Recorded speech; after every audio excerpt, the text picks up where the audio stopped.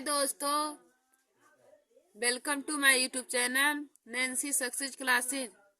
आज हम सभी लोग क्लास 12 की मोस्ट इम्पॉर्टेंट टॉपिक किरचॉफ के नियम के बारे में पढ़ेंगे।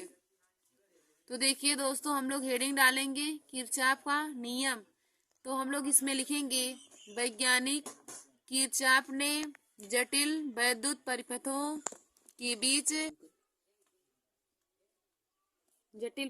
के बीच विद्युत धारा के संबंध में एक नियम दिया जिसे किरचॉफ का नियम कहते हैं। दोस्तों, किरचॉफ के दो नियम होते हैं। पहला नियम को हम लोग संधि का नियम भी कहते हैं। तो हम लोग हेडिंग डालेंगे प्रथम नियम या संधि का नियम।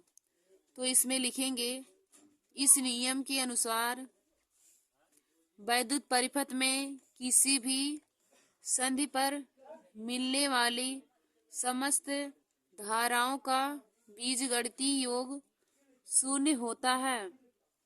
देखिए दोस्तों, संधि के नियम में वैद्युत परिपथ में किसी भी संधि पर मिलने वाली समस्त धारा का योग बीजगणितीय योग शून्य होता है, अर्थात सिग्मा आई इक्वल टू 0 होता है।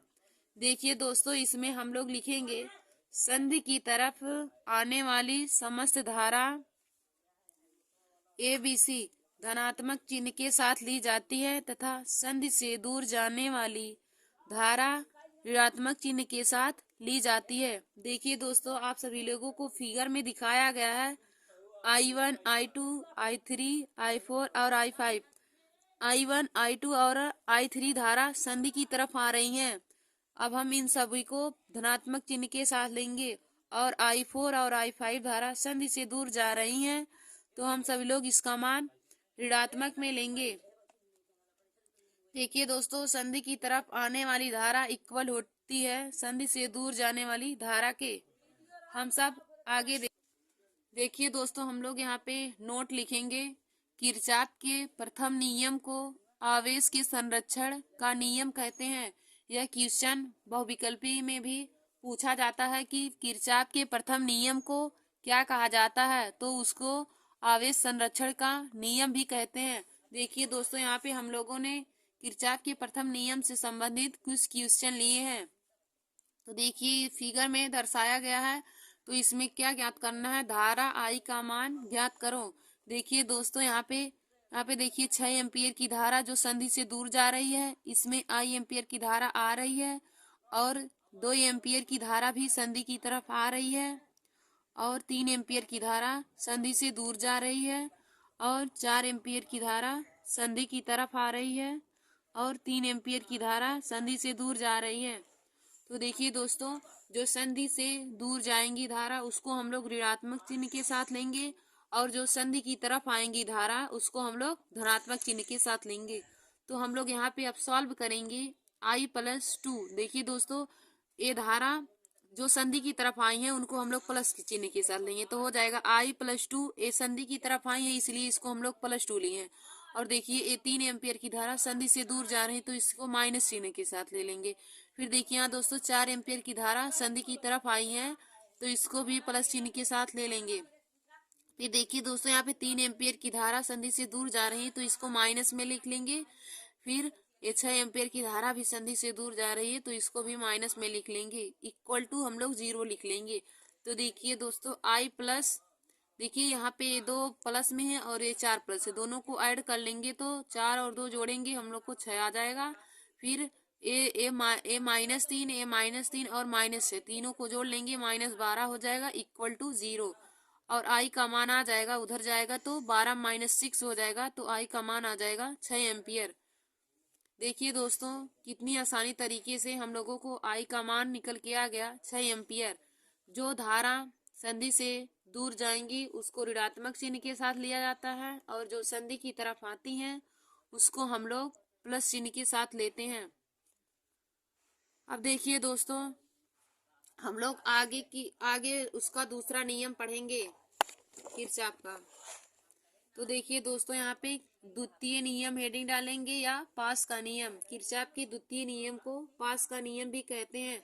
तो हम लोग इसमें लिखेंगे इस नियम के अनुसार वैद्युत परिपथ में प्रत्येक बंद पास की विभिन्न खंडों में बहने वाली धारा एवं इसके संगत प्रतिरोधों के गुणनफलों का बीजगणितीय योग सेल के विद्युत वाहक बलों के बीजगणितीय योग के बराबर होता है।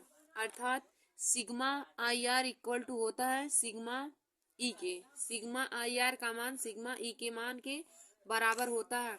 देखिए दोस्तों, हम लोग अब यहाँ पे फिगर देख रहे हैं ना, अब हम लोग इस फिगर से समझेंगे। तो देखिए, इसमें आई एम्पीयर की धारा इधर बह रही है, इसमें E1 विद्युत वाहक बल है, इसमें R1 एक प्रतिरोध है, AR2 प्रतिरोध है, AR3 प्रतिरोध है।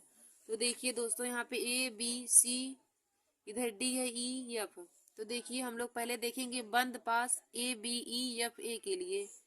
A B E F A के लिए बंद पास A B E F A के लिए हम लोग देखेंगे। ए I1 है और इसमें R1 धारा प्रवाहित हो रही, तो I1 into R1 minus I2 into R2 equal to हो जाएगा E1 माइनस E2। देखिए दोस्तों, यहाँ पे आई एम्पेयर की धारा बह रही है, यहाँ पे और प्रतिरोध का मान R1 है। प्रतिरोध देखिए दोस्तों, इसमें I1 धारा बह रही है और इसकी सिरों के बीच प्रतिरोध R1 है, तो हो जाएगा I1 into R1 minus I2 into R2 equal to हो जाएगा E1 माइनस E2। इसको हम लोग समीकरण 1 मान लेंगे। और देखिए, बंद पास B C D E और B में I2 into R2 plus I1 plus I2 into R3 equal to E2, इसको समीकरण 2 मान लेंगे।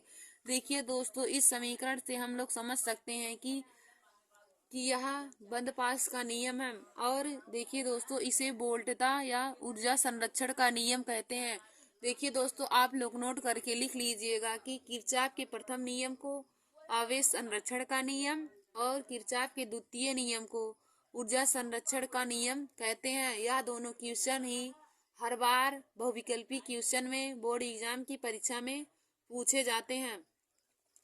अब हम लोग आगे देखेंगे व्हीटस्टोन सेतु, जो बोर्ड एग्जाम के लिए बहुत ही इम्पोर्टेंट टॉपिक है। तो हम लोग इसमें लिखेंगे व्हीटस्टोन सेतु नामक वैज्ञानिक ने ऐसी व्यवस्था का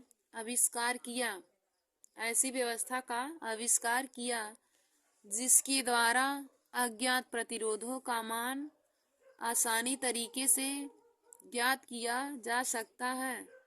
तो प्रतिरोधों की इस व्यवस्था को हम लोग व्हीटस्टोन सेतु कहते हैं। अब हम लोग व्हीटस्टोन सेतु के सिद्धांत को लिखेंगे। तो इसमें हेडिंग डालेंगे सिद्धांत। तो हम लोग लिखेंगे, यदि 4 प्रतिरोध P Q R S को श्रेणी क्रम में इस प्रकार जोड़े कि इनसे एक चतुर्भुज बन जाए। देखिए दोस्तों, हम लोग 4 प्रतिरोध बन जाए तो चतुर्भुज के एक विकर्ण से धारा मापी तथा दूसरे विकर्ण से सेल जोड़कर सेल से विद्युत धारा प्रवाहित करके प्रतिरोधों के मान को इस प्रकार संयोजित करें कि प्रतिरोधों के मान को इस प्रकार संयोजित किए जाएं कि धारा मापी में कोई विक्षेप ना हो।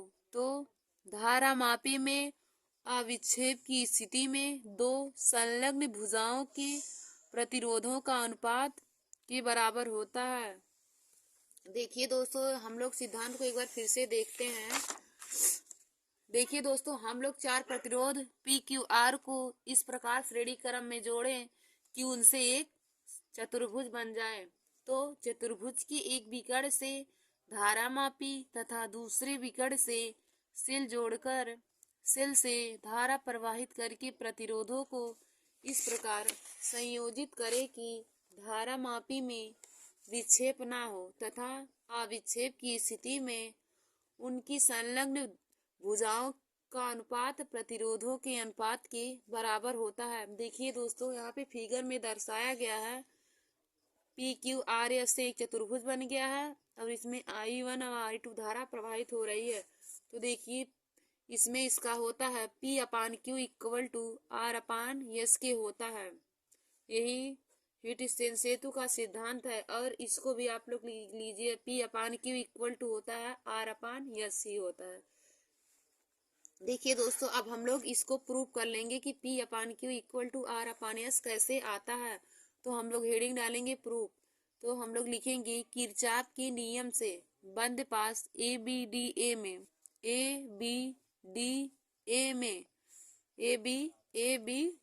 में I1 P minus I2 R equal to 0।